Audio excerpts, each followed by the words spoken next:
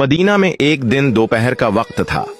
धूप तेज थी और एक ऊंट गली में खड़ा था।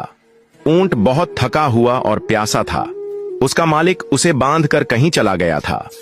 ऊंट के आंखों में आंसू थे। इतने में एक लड़का अहमद वहां से गुजरा। वो मस्जिद से वापस आ रहा था।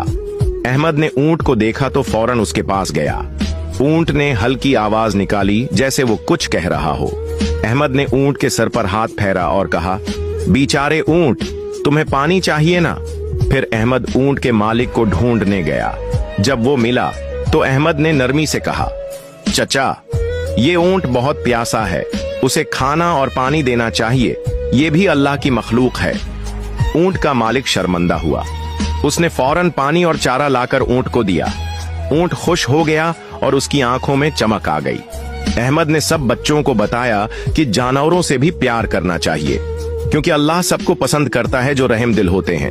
अगर आपको ये कहानी पसंद आई हो तो बुराह करम हमारा चैनल सब्सक्राइब करें और बेल आइकॉन दबाएं ताकि आपको मजीद प्यारी कहानियां मिलती रहें।